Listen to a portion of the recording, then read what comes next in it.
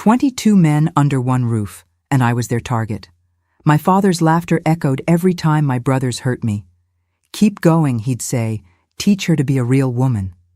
That day I swore my revenge would be as silent as it was deadly. Good morning, my dear friends. What a blessing to be able to talk with you today.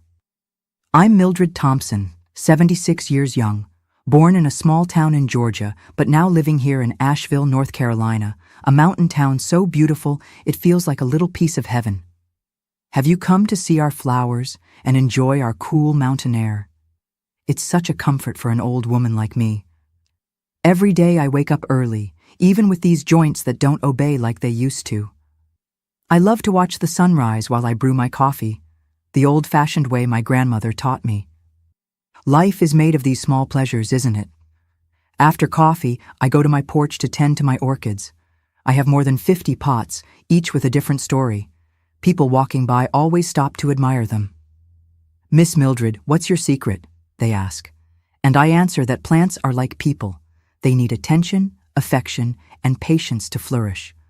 I started with orchids after my oldest son brought me one as a gift about 15 years ago. It was a yellow cattleya, so delicate that I thought it wouldn't last a week in my hands. But it bloomed, and with it, a new love was born in my heart. Each new flower that opens is like a little miracle happening here on my porch. It was my way of learning that, even after difficult times, beauty can emerge in the most unexpected places. From my rocking chair, I can see the entire town below. The lights that start coming on in the late afternoon, the movement of people returning home. This small apartment is my kingdom, you know. The walls are painted a light blue that reminds me of the sky when I was a little girl. In the living room, I have my family photographs, only the good memories, because the bad ones we keep only in our minds so as not to give them power. On Sundays, my grandchildren come to visit. I make a cornbread with anise that they love, an old recipe I've carried with me through life's many changes. Seeing these children growing up happy and strong, without fear, is the greatest wealth I could have. When I look at them, running and laughing here in this room, I think about how life comes full circle and how God is generous in allowing us to start over. And you, my dear friends watching me now, tell me in the comments, which little town are you watching from? And what time of day did you find this video? Early morning with coffee, after lunch, or already in the evening? I always read all the comments, and I'm so happy to know where you're from and when you take a moment out of your day to listen to this grandma's stories. Let me know, okay? Let's create a chain of affection. Today I want to share with you a story I've kept for a long time, like a wound that heals slowly. It's about how a house that should have been a home can become an arena of suffering, but also about how we can, even in the darkest moments, find a way out. Because, my dears, life has this beautiful quality. It always gives us a second chance when we have the courage to seek it. I wasn't always this peaceful lady you see today, with hands that only know how to care for flowers and caress grandchildren. There was a time when these same hands trembled with fear and anger. A time when the sound of male laughter gave me chills. A time when being the only girl among 21 brothers was like living in a daily battlefield where I always lost. But this story of how I survived and freed myself, I'll tell you from the very beginning, back when I was just a little girl in Georgia, thinking the whole world was that farm where I was born. I was born in 1949, on a large farm outside a small town in Georgia. My father, Augustus Thompson, was a man everyone respected, or rather, feared. Tall, with that always well-trimmed mustache and eyes that seemed to see every thought that passed through our heads. Mama, Eleanor, was a small woman, soft-spoken with always busy hands. She seemed like a shadow in the house, moving silently, trying not to draw attention. Our farm was known in the region for cotton production. We had many loaded fields that extended as far as the eye could see. The big house stood on top of a hill, painted white with blue windows. From a distance, it looked like a beautiful, welcoming place. But the thick walls held secrets that no one in town could imagine. I remember it like it was yesterday, We were 22 children in total, 21 boys and me, the youngest and only girl. My older brothers, Gerald and Albert, were already over 20 when I was born. The younger ones, like Theodore and Oliver, were closer to my age. Can you imagine what it's like to grow up with 21 brothers? A house full of deep voices, heavy footsteps, constant demands. Our routine began before sunrise. Mama was already up at 4 in the morning, lighting the wood stove, preparing strong black coffee and grits for the men's breakfast before they went to the fields. I woke up right after her, and, even as a small child, I was already helping to set the long table that occupied almost the entire dining room. The plates were blue enamel with white edges, worn from use, 23 plates, 23 mugs. The amount of food that came out of that kitchen every day could feed a small town. At 5 o'clock sharp, Daddy would sit at the head of the table. It was the signal for all the men to enter and take their places. Mama and I would remain standing, serving. We would only eat later, in the kitchen, the leftovers, if there were any. The noise at that table was frightening. Knives hitting plates, loud conversations about the harvest, crude jokes, and in the center of it all was him, my father, eating in silence, just observing with those eyes that never smiled. When I was 6, I started attending the rural school that was about 2 miles from the farm. I walked alone on a small red dirt road. That daily path was my only moment of peace, you know. I would leave home while it was still dark and return almost at the end of the afternoon. The teacher, Miss Helen, was the only adult who treated me with kindness. She noticed that I learned quickly and lent me books. Oh, those books! They were windows to a different world, where girls could dream and speak up. At home, I had a small corner in the attic, under a broken skylight. There I kept my treasures. A notebook where I wrote stories, some colorful ribbons I found on the ground in town on festival days, a cracked little mirror. When it rained, water would come in and wet everything, but I didn't care. It was the only space I could call my own. The games on the farm? They weren't like those of other children. My brothers didn't include me in their ball games or fishing in the creek that cut through our land. When I tried to approach, I would hear, "Go back to the kitchen. This isn't for women." What they called games with me was different. It was hiding my few belongings, pulling my hair until I cried, pushing me when they passed me in the narrow hallways of the house. "You're learning to be strong, Mildred," Jerome would say, one of my middle brothers, as he gave me a slap on the back of my neck that made me see stars. "A woman has to learn her place." And my father? He watched everything from his leather armchair in the living room. A worn armchair with the shape of his body marked on the seat. It was like a throne from which he governed that small kingdom of terror. When he saw my brothers mistreating me, he said nothing. He just laughed. A hoarse laugh that started low and grew, like distant thunder approaching. That laugh froze me inside, more than any slap or push. Mama tried to protect me, in her way. When the men weren't around, she taught me little survival tricks. "Stay invisible, my child," she whispered as she combed my hair for school. "Don't draw attention. When your father or your brothers enter a room, you leave.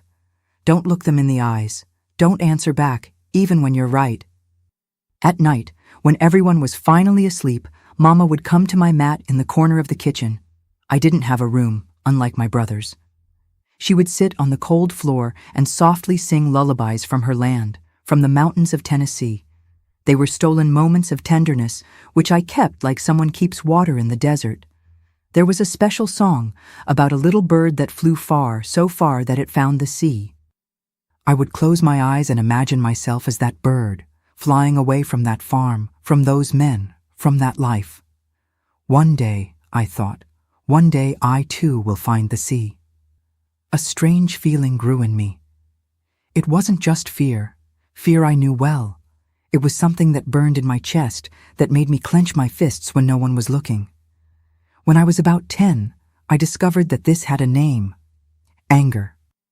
A silent anger which I fed with each humiliation, each laugh from my father, each night my mother cried in hiding thinking I was asleep.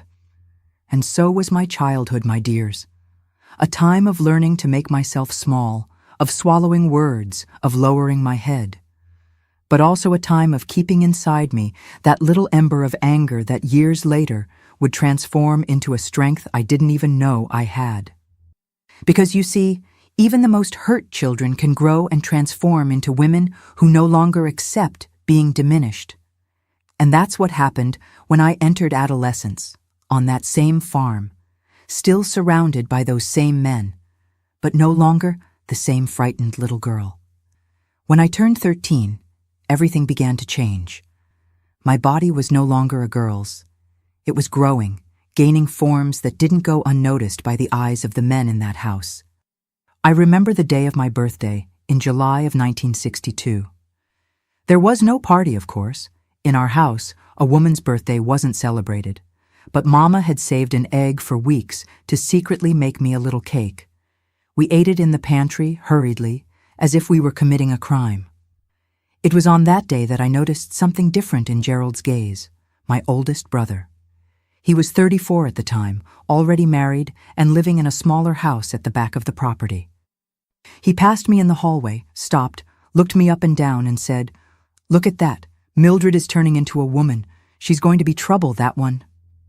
The way he said it gave me a chill in my stomach. It wasn't the first time I had heard comments like this, but there was something new in that look, something that made me walk faster to the kitchen, where Mama was. The days went by, and that uncomfortable feeling only increased. Now it wasn't just Gerald, but also Albert, Jerome, and even the younger ones, like Theodore. When I entered a room where they were, the conversations would lower and their eyes would follow me. Sometimes I would hear snickers and comments in low voices. I began to change my paths through the house. I avoided the shed where they kept the tools, the barn, the back of the yard. Whenever I could, I stayed close to Mama or one of my older brother's wives. I started to wake up even earlier, before Mama, to bathe alone in the outside tub when everyone was still asleep. It was on a Sunday morning that the first serious incident happened. I was in the kitchen, washing the breakfast dishes. The house was quiet. The men had gone to town for the Sunday market, except for Daddy, who was on the porch smoking his pipe. Mama had gone to take food to a sick neighbor. I heard footsteps behind me, and before I could turn around, I felt large hands grabbing my waist forcefully. It was Oliver, one of my younger brothers, who was 19 at the time. "Mildred," he whispered in my ear, "you're becoming a pretty young lady, did you know that?" I smelled the strong scent of whiskey on his breath. I tried to break free, but he squeezed me harder, pressing his body against mine, trapping me against the sink. "Let me go, Oliver," I said, trying to keep my voice firm, but feeling the panic growing. "I'll call Daddy." He laughed, a low, harsh laugh. "Go ahead. You think he'll do what? He'll just laugh." At that moment, I heard my father's voice coming from the porch. "Oliver, come here." My brother let go of me quickly, ran his hand through his hair, and left the kitchen as if nothing had happened. I stood there, trembling, my hands still wet from the dishes I was washing, my heart beating so hard I thought I would faint. I didn't tell anyone what happened. Who would I tell? Mama? She would lower her head and say I should be more careful, avoid being alone. Daddy? He would probably give one of those horrible laughs. From that day on, the incidents began to multiply. A pinch here, an inappropriate touch there, increasingly vulgar comments. It wasn't just Oliver, but several of my brothers. It seemed like a game to them, to see how far they could go, to see how much I could take before crying. And Daddy observed everything from his armchair. Sometimes he pretended not to see. Other times he laughed, which encouraged my brothers to go further. "Let the girl learn how the world is," he would say to Mama when she tried to intervene timidly. School became my only refuge. I would wake up while it was still dark and walk those 2 miles with a will I never felt when it was time to return. There, Miss Helen noticed that something was wrong. "Mildred, you've been quieter lately," she would comment. "Is something happening at home?" But I denied it. What could I say? That my own brothers treated me as if I were an animal to be hunted? That my father found this amusing? That each day was torture, an exercise in trying to be invisible in a house where all eyes seemed fixed on me? It was at school that I met Dorothy, the pharmacist's daughter. She was the only girl in the class who talked to me. The others, daughters of wealthier farmers, thought I was strange, too wild, with my patched clothes and my frightened manner. Dorothy was different. She lent me books, shared her lunch with me, told me about life in town. One day, she invited me to go to her father's pharmacy after school. I had never entered there before. Daddy didn't spend money on medicines, said that herbs from the woods cured everything. The pharmacy was a fascinating place, full of colored glass bottles, strange smells, and a kind man who smiled when he spoke to me. "Your daughter is very intelligent, Mr. Williams," I said, feeling a shyness that wasn't common for me. "She helps me a lot with my lessons." The pharmacist smiled even wider. "Dorothy talks about you a lot, Mildred, says you have a great head for numbers." It was the first time that someone, besides Miss Helen, recognized that I could be more than just a girl to work in the kitchen and endure affronts. I felt something warm in my chest, a new pride. I returned home that day with my head full of ideas. What if I could be more? What if there was a path out of that farm, away from those men, from that life? It was a dangerous thought, like a little seed planted that was beginning to sprout. But reality was waiting for me at home. When I arrived, I found the kitchen in an uproar. Apparently, one of the calves had escaped and no one could find it. Daddy was furious, yelling at everyone. When he saw me, he turned his anger towards me. "Where were you? It's almost 6 p.m. "At school, Daddy," I answered, knowing it was useless to mention the visit to the pharmacy. School, school, school. What good is so much school for a woman? You should be here, helping your mother. I lowered my head and went straight to the kitchen. Mama was there, cutting vegetables for the soup, her eyes red from crying. When she saw me, she just made a gesture for me to pick up a knife and start helping. We worked in silence for a while until Mama whispered, "Your father broke the vase that was my mother's, that blue one that was in the living room." I felt a pang in my heart. It was the only object that Mama had brought from her family when she married. A delicate vase, hand-painted, that she always kept with fresh flowers, even in the driest seasons of the year. It was her small rebellion, her little piece of beauty in a house where beauty was not valued. "Why?" I asked, also whispering. "Because I tried to defend you, said you had the right to study." She paused, breathing deeply. He broke the vase in front of me and said that next time it would be my head. I looked at my mother, that woman who had once been beautiful, but who now seemed to have aged before her time. The gray hair, the knotted hands from so much work, the eyes that no longer had any sparkle. It was like looking at my own future if I continued there. "We need to get out of here, Mama," I said, the words coming out before I could contain them. She looked at me, frightened, putting a finger to her lips. "Shh, don't talk like that. Where would we go? How would we live?" It was a valid question. 2 women alone, without money, without protection, in a world that wasn't kind to helpless women. But the seed had been planted, and I couldn't ignore it anymore. That night, lying on my mat in the kitchen, I made a silent vow. I would find a way out of there. I didn't know how, I didn't know when, but I wouldn't end up like my mother, a shadow of a person, living in fear, dying a little each day. The next day, I noticed something different. My brothers were agitated, talking about a visitor who would come to the farm, an important man from town, someone Daddy wanted to impress. Everyone was instructed to behave, the house was cleaned like never before, and Mama spent the day cooking special dishes. The visitor arrived late in the afternoon in a shiny car that raised dust on the dirt road. It was the county commissioner, a fat man in a tight suit and a gold watch that shined on his wrist. He had come to negotiate the purchase of part of our cotton production for export. I stayed in the kitchen, helping Mama serve the food while the men talked in the living room. The commissioner spoke loudly, laughed a lot, drank the wine that Daddy had kept for special occasions. Daddy was different, submissive, almost servile, agreeing with everything the visitor said. It was when I served the dessert that I heard something that changed everything. The commissioner was commenting on the difficulties of finding qualified labor for his cotton processing factory in town. "We need people who can read and do accounts," he was saying, as I placed the peach cobbler in front of him. "It's increasingly difficult to find." Without thinking, I said, "I can read and do accounts, sir. Miss Helen says I'm the best student in the school." A deadly silence fell over the room. Daddy looked at me as if I had committed the worst sin. A woman speaking without being asked, in front of an important visitor.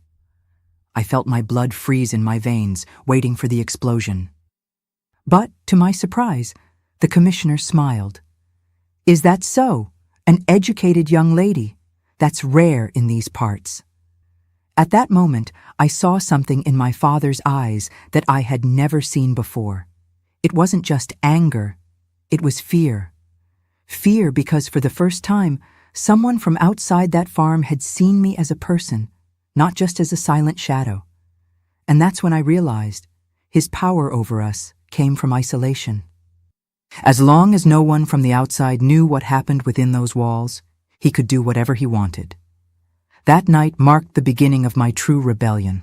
Not an open rebellion, with screams and escapes. I still didn't have the strength or means for that. But a silent rebellion, fueled by that seed of hope that was now beginning to grow stronger within me. The months that followed the dinner with the commissioner were the most difficult of my life.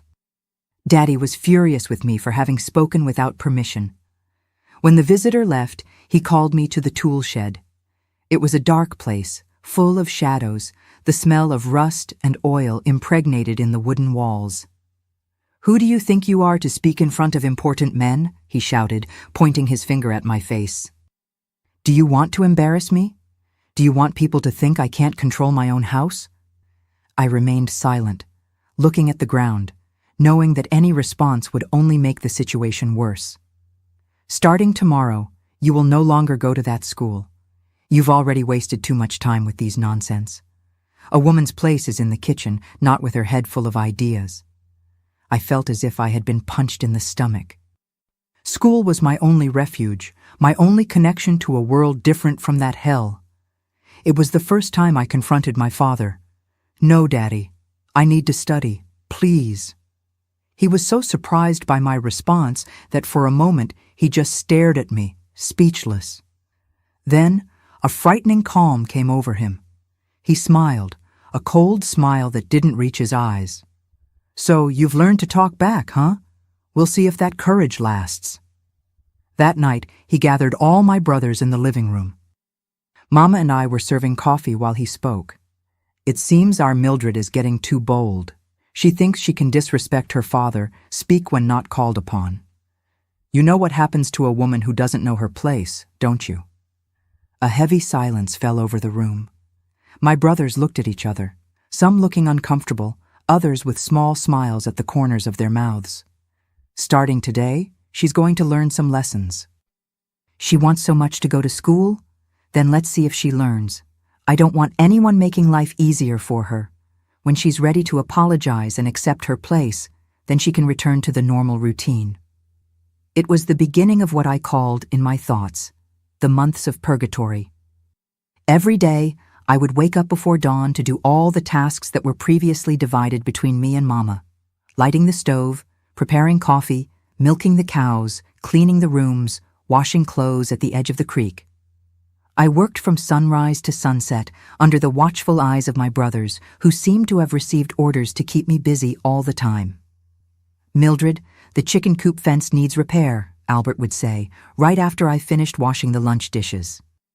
"Mildred, Daddy wants you to clean the barn today," Theodore would order when I returned, exhausted, from the chicken coop. My hands, which were only rough before, were now raw, with cuts and blisters that didn't have time to heal. My clothes hung on an increasingly thin body. With so much work, I barely had time to eat. Mama tried to help me in secret, but there was little she could do without attracting my father's wrath. Sometimes she would save a piece of bread or a boiled egg for me, hidden between the dish towels.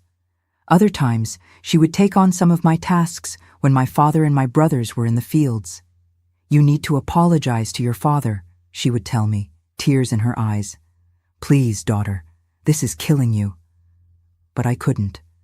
Something inside me, that little ember of anger that was now a constant flame, wouldn't allow me to give him that satisfaction.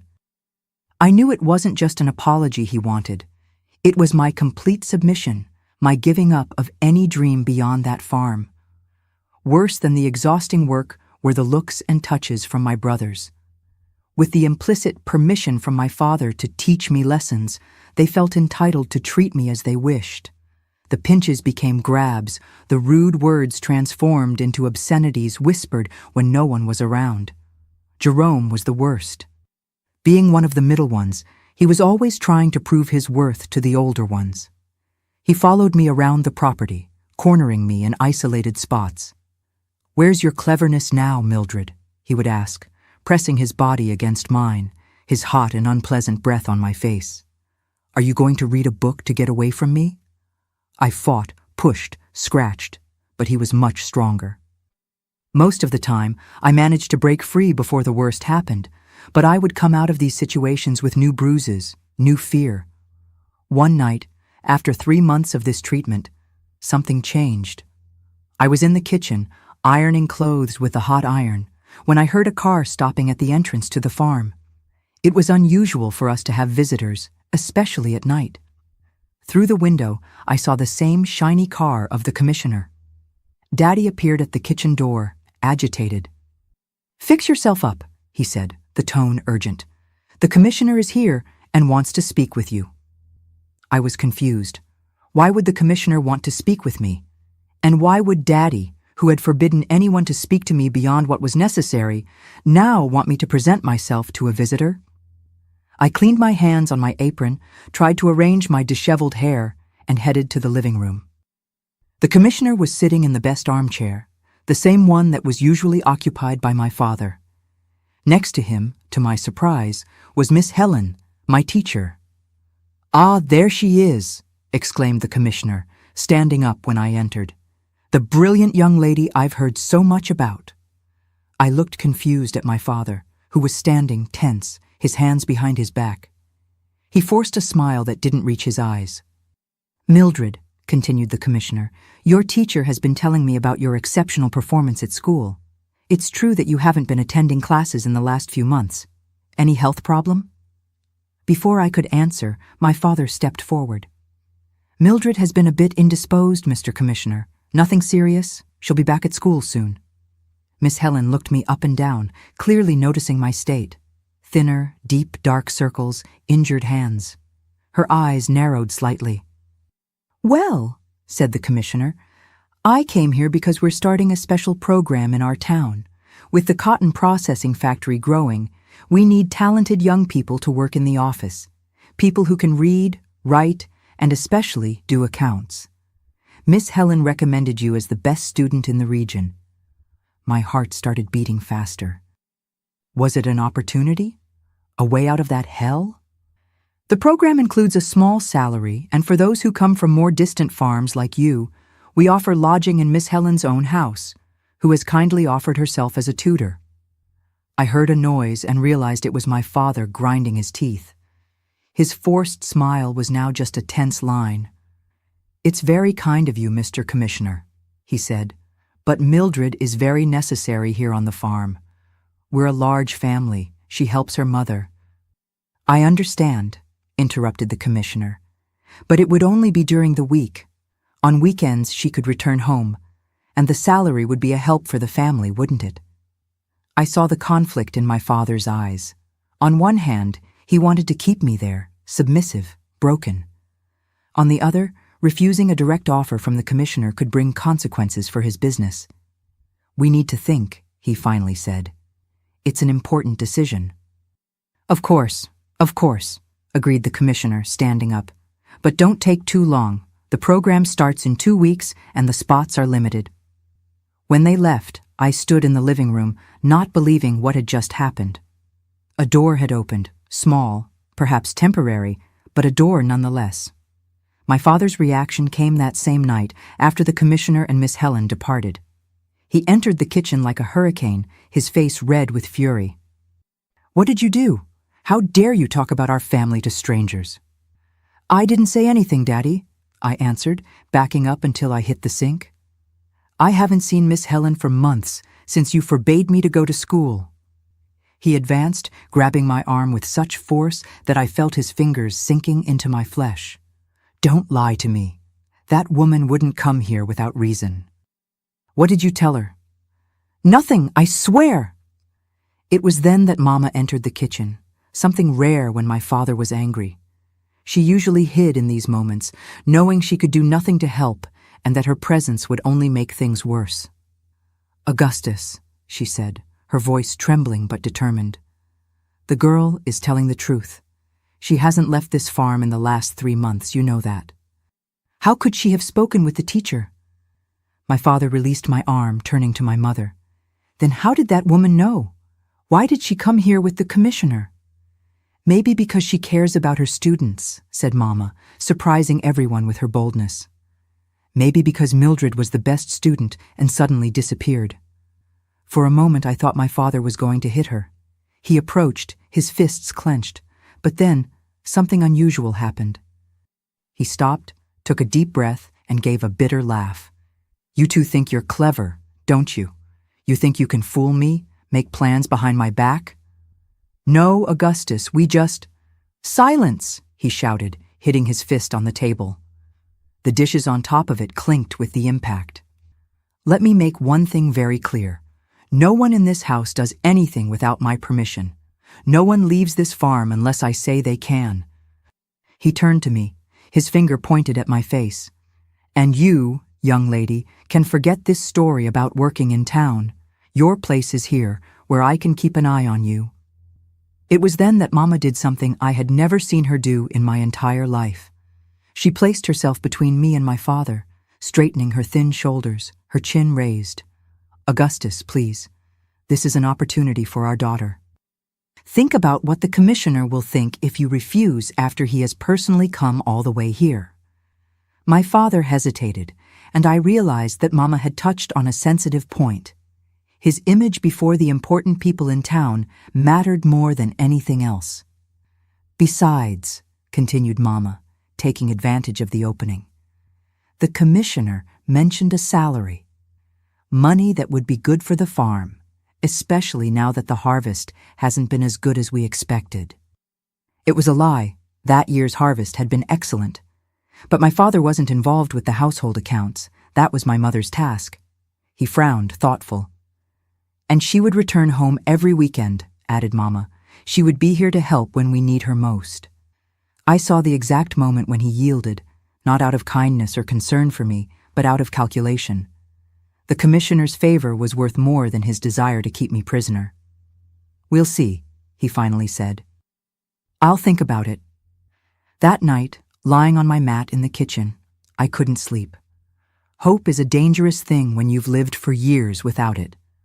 Suddenly, there was a possibility, small, fragile, but real, of escaping, even if just for a few days a week, of seeing something beyond those walls, those men, that life. But I knew it wouldn't be easy. My father might have backed down momentarily, but he wouldn't give up control so easily. And my brothers, especially Jerome, wouldn't be happy with the idea of seeing me gain any freedom. What I didn't know that night, as I stared at the kitchen ceiling, imagining what it would be like to work in town, away from that farm, was that the real nightmare was yet to come. That the next few weeks would test my resistance like never before. And that I would discover, in the most painful way possible, how far my father was willing to go to maintain his control over our family. My father's decision came 2 days later. After dinner, when everyone was already retiring, he called me to the porch. His face had that closed expression that I knew so well, but there was something different in his eyes, a cold calculation that gave me chills. "You will go to town to work in the commissioner's office," he said, without beating around the bush. but with some conditions. I stood still, not daring to show any joy or relief. I knew that any emotion would be seen as weakness, as an opening for him to change his mind. First, all your salary comes straight to me. Second, you come back home every weekend without fail. Third, if I hear that you're walking around with boys or doing anything that brings shame to this family, you'll never set foot outside this farm again. Understand? Yes, Daddy, I answered, lowering my eyes. And one last thing, he added, coming so close that I could feel his hot whiskey breath. If you open your mouth to tell about how we live here, you'll bitterly regret it. Your mother will pay for every word you say. The threat was clear. I could gain a little freedom, but I would still be bound by invisible chains. Still, it was more than I had ever dreamed of.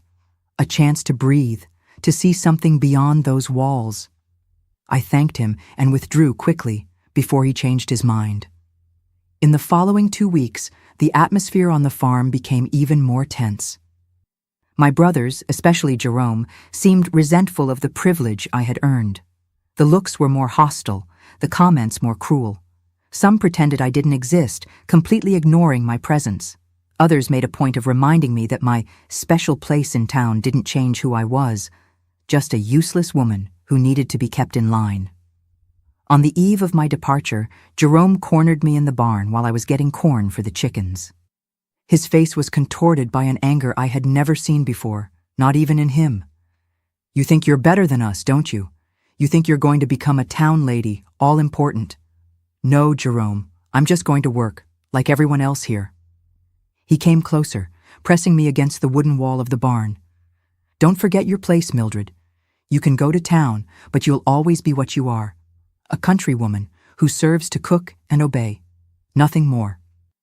I felt his heavy body against mine, his hands grabbing my arms with enough force to leave marks. For a terrible moment, I thought he would do something he had never done before, not just scare me or hurt me, but something much worse. I saw in his eyes a perverse desire to destroy me, to take away the only thing I had managed to protect until then. But something in me changed at that moment. Maybe it was the proximity of freedom, or maybe the anger I had been accumulating for years. Instead of shrinking, I looked directly into his eyes and said, with a voice I barely recognized myself, "Let me go, Jerome, now." The firmness in my voice caught him by surprise. For a second, he loosened his grip, and I took advantage to break free, pushing him with all the strength I had. He staggered backward, tripping over a sack of corn. "You'll regret this," he growled, but he didn't advance again. Something in my look must have warned him that I was no longer the same frightened girl as before. I left the barn trembling, but not from fear, from a strange mixture of terror and triumph. For the first time, I had directly confronted one of my tormentors, and I had survived. The next morning, Mama helped me arrange the small bundle with my few clothes. Her eyes were full of contradictory emotions, joy to see me escape, even if temporarily, from that hell. Fear of what could happen to me in town, and fear of what would happen to her when I was no longer there to help her. "Be careful, my child," she whispered, adjusting the collar of my only good dress, a faded blue one that had been hers in her youth. "The town has its own dangers. I'll be fine, Mama, and I'll come every weekend to help." She smiled sadly. "I know you will. But don't worry too much about me. Take advantage of this chance. Learn everything you can." Before handing me the bundle, she took something from inside her apron pocket. It was a small silver brooch, simple, in the shape of a bird. "It was my mother's," she explained, pinning it to my dress. "The only object I have left from her. I wish she could see you now, going to work in town." I was speechless. That brooch was Mama's most precious possession. The blue vase that Daddy had broken was a painful memory, but this brooch was her true treasure. "Mama, I can't accept it. It's too valuable." "That's exactly why I want you to have it," she insisted. "To remember where you came from and who you are, daughter. Not from the farm, not from your father, but from me and my mother before me. Women who survived. I hugged her tightly, feeling tears burning my eyes. Maybe it was the first time in my life that we embraced like this, without fear, without looking over our shoulder to see if someone was coming. My father and some of my brothers took me to town in one of the wagons. The 2-hour journey was made in heavy silence. When we arrived at the central square, where Miss Helen was waiting for me at the door of her house, my father just nodded to her, gave me one last warning look, and left, without a word of goodbye. Miss Helen took me into her small but comfortable house, showed me the room that would be mine, the first room just for me in my entire life, and then accompanied me to the commissioner's office where I would work.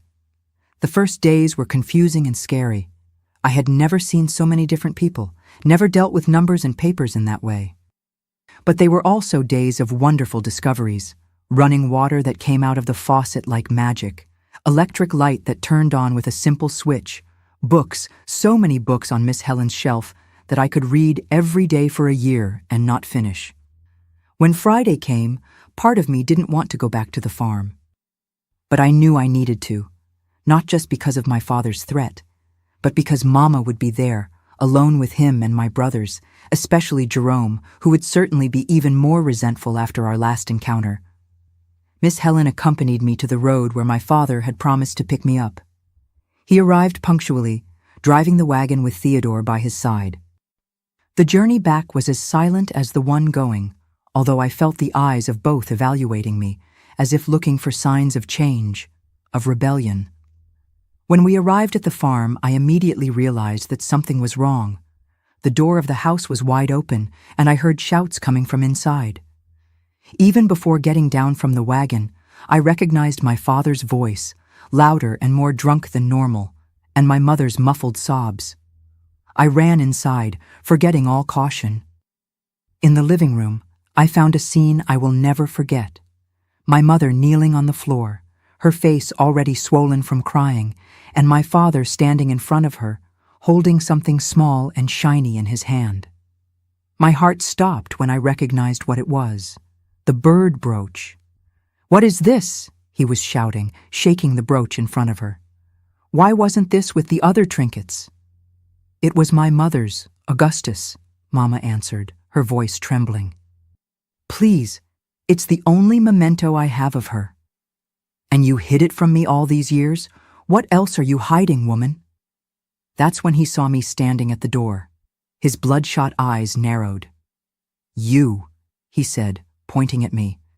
"This was with you, wasn't it? They found it in your room in town." I froze. It must have been Jerome. He had gone to town, spied on me, entered Miss Helen's house when no one was there. I saw his face at the window, watching the scene with a twisted smile. "Daddy, Quiet!" he roared. "Did you steal this from your mother, or did she give it to you to take? Are you two conspiring behind my back?" Before I could answer, he looked again at the brooch in his hand. Then, with a deliberate and cruel movement, he threw it on the floor and stepped on it hard. The sound of metal breaking under his boot was like a shot in the silence that followed. Mama let out a groan that seemed to come from the depths of her soul. 25 years of submission, of accepting everything without complaining, of sacrificing every little piece of herself. And now he had destroyed the only thing she had left of her past, of her identity, before becoming Augustus's wife. Something inside me broke along with that brooch. It wasn't just an object. It was the symbol of my mother's hope, of her silent resistance, of the promise she had made to me that we could survive, as the women before us had survived. And my father, by crushing it under his boot, wasn't just destroying a piece of metal. He was declaring once again his absolute power over us. He was saying that nothing, not even the most sacred memories, truly belonged to us. As I looked at the silver fragments scattered across the dirt floor, as I heard the low and satisfied laugh of Jerome coming from the window, as I saw my mother bent over the pieces, trying to gather what remained of her treasure, something changed inside me. The anger I had been cultivating for years was no longer a small, controlled ember. It was a fire, consuming everything, fear, hesitation, even prudence. At that moment, I swore to myself that that man, my father, and all my brothers who followed his example would pay for what they had done to us. Not with physical violence, I would never be like them, but in a way that would hit them where it hurt most, in their pride, in their reputation, in the power they so cherished. I would find a way to destroy them, just as they had tried to destroy us, year after year, tear after tear. The rest of that weekend was a nightmare. I returned to town on Monday with new bruises and a heart full of determination. At Miss Helen's house, I cried all the tears I had held back, telling her about the destroyed brooch, but not about the other horrors of the farm. She hugged me in silence, offered me chamomile tea, and let me sleep late the next day. At the commissioner's office, I worked with redoubled diligence. Each number I added, each paper I organized was a step away from that farm, a brick in the construction of my independence. But I knew that just running away wouldn't be enough. I needed to ensure that my mother was also safe, and that my father and my brothers, especially Jerome, paid for everything they had done.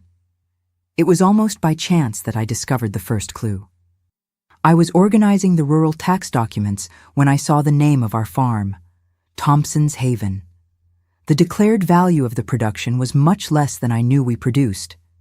Being a farmer's daughter, even without ever being included in business conversations, I knew the numbers, how many acres of cotton we had, how much they yielded, how much each bale was worth. Intrigued, I began to pay more attention. In the following days, I stayed after hours, telling the commissioner I wanted to learn more about the records. He, pleased with my dedication, gave me permission to study the documents. That's how I discovered that my father declared only half of the farm's cotton production. The other half, presumably, was sold under the table, without taxes, probably to clandestine buyers. It was a tax evasion scheme that must have been going on for years. But that wasn't all. In a locked drawer that I managed to open when everyone had already gone, I learned to pick locks by watching my brothers when they thought I wasn't looking, I found loan records. My father owed a considerable amount to a man named Joseph Grant, known in the region as a ruthless loan shark. From the exorbitant interest rates and the payment dates, it seemed that my father was only managing to pay the interest, without ever touching the principal amount. These two secrets were powerful, but I needed more details, more certainties, before acting. In the following weeks, I continued my silent investigation. On weekends, I returned to the farm as promised, enduring the heavy atmosphere and mistreatment with a new patience, fueled by the certainty that soon all of this would end. I approached Mr. Jenkins, the town's mailman, a kind gentleman who knew all the secrets of the region. We started talking during my lunch hour when he passed by the office. One day, I casually mentioned the name of Joseph Grant. "Ah, Grant," he said, lowering his voice. "He's a dangerous man, girl. They say he's already had the legs broken of those who don't pay on time. There are people who prefer to sell everything they have rather than owe him." "Does he have many clients around here?" I asked, feigning casual curiosity. "More than he should. Farmers, mainly, who take money to invest in the crop and then can't pay. Grant has enforcers in all the neighboring towns. They say even the police are afraid of him." That information was like gold to me. I continued talking with Mr. Jenkins in the following days, collecting more details about Grant and his methods. Meanwhile, at the office, I found more documents that confirmed my father's tax evasion. In a folder marked Confidential, which the commissioner had asked me to file, I found a report from the IRS about tax evasion investigations in the region. My father's farm wasn't on the list, but there was mention of information received about possible irregularities in properties in the western sector of the county, exactly where our farm was located. The plan began to form in my head. It wouldn't be a direct revenge, with my own hands. It would be something more sophisticated, using my father's own corrupt system against him. In the third week of December, 4 months after I started working in town, I felt I had all the necessary information. It was a Thursday, the eve of my return to the farm for the weekend. After everyone left the office, I stayed behind, saying I wanted to finish organizing some documents. Alone, I picked up the public telephone in the hallway. My heart was beating so hard I thought I might faint. I dialed the number of the IRS office in Atlanta, the largest nearby city, which I had found in one of the official documents. "Good afternoon," said a male voice on the other end. "Good afternoon," I replied, trying to disguise my voice. "I would like to make an anonymous report about tax evasion." There was a pause. "Go ahead, ma'am." "What kind of evasion?" With the firmest voice I could muster, I detailed everything I had discovered about the undeclared sales from my father's farm, about how he kept double accounting, about the clandestine buyers who always came on the first Friday of each month, a detail I had discovered by overhearing a conversation between my father and Gerald. The IRS agent asked several questions, noting everything down. In the end, he thanked me for the information and said it would be investigated. "Do you have any idea when this investigation might happen?" I asked, trying to sound casual. "I can't be precise, but with detailed reports like this, we usually act quickly. A matter of days, perhaps." "Perfect." After hanging up, I took a few deep breaths. I was only halfway through the plan. I picked up the phone again and dialed another number, this one found on a crumpled piece of paper in my father's drawer when I went through his documents during a weekend on the farm. A man with a hoarse voice answered on the third ring. "Who's this?" "Good evening," I said, again disguising my voice. "I need to speak with Mr. Joseph Grant. It's about a client of his, Augustus Thompson." There was a tense silence, then the voice changed. It was another man, the voice deeper and more authoritative. "Who wants to know?" "I'm a person who works for him. I overheard a conversation today that you should know about. Augustus is planning to flee after the next harvest without paying the debt. He said he has everything arranged to go to Tennessee, where he has relatives." It was a complete lie, of course, but based on a real detail. My father really did have relatives in Tennessee, although he never spoke to them. Another silence, then a dry laugh. "Is that so? And why are you telling me this?" I had anticipated this question. "Because he hasn't paid me for 3 months. He said he doesn't have money, but I know he's saving for this escape. I thought you should know." "Interesting," said Grant, his voice now calculating. "And when exactly does he plan to do this?" "I heard it would be after the main harvest, which starts next week. He has a large shipment to deliver on the first Friday of next month. He's going to use that money for the escape." More silence. Then, "I appreciate the information. I'll personally check on this matter." I hung up the phone with trembling hands. It was done. I had just lit the fuse of 2 different explosives, and both were scheduled to detonate at the same time. The next day, I returned to the farm as always, trying to act normally. It was the hardest weekend of my life, smiling, serving, lowering my head, knowing what was about to happen.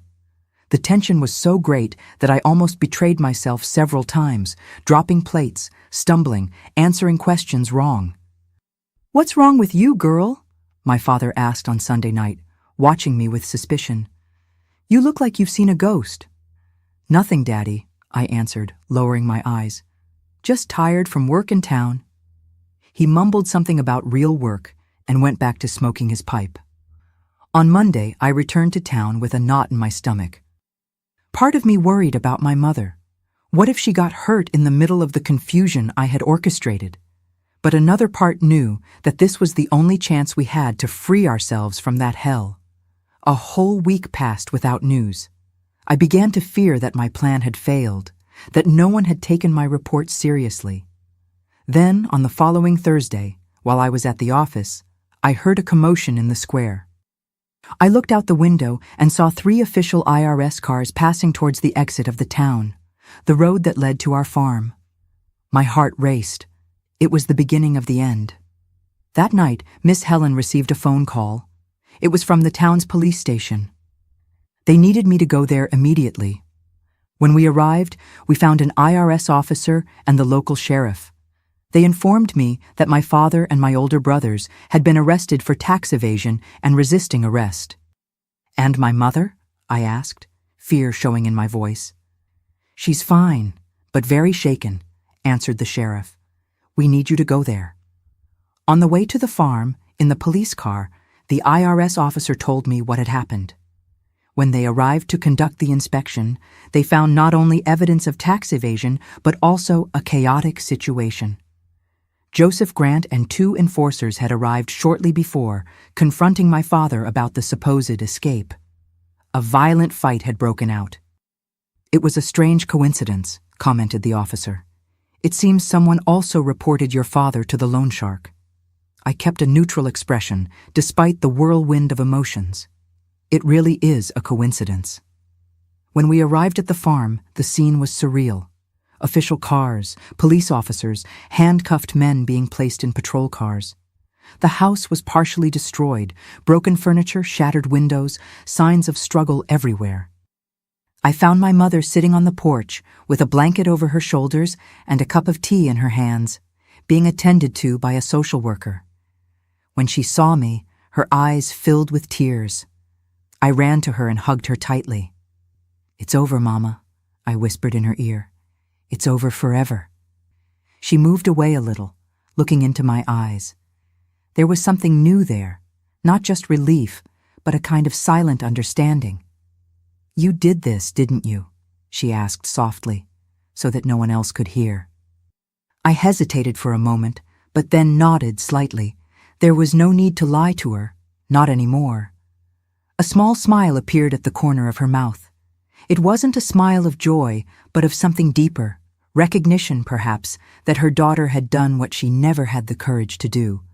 "Let's go to town," I said, helping her to stand up. "We can stay with Miss Helen for now."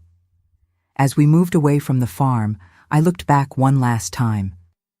The men who had turned our lives into hell were being taken away, defeated not by physical force, but by the intelligence of a girl they had always considered inferior.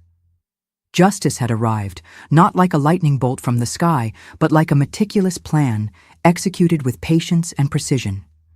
At that moment, I knew that my life and my mother's would never be the same again. The road ahead was open, for the first time, to possibilities we had never dared to imagine.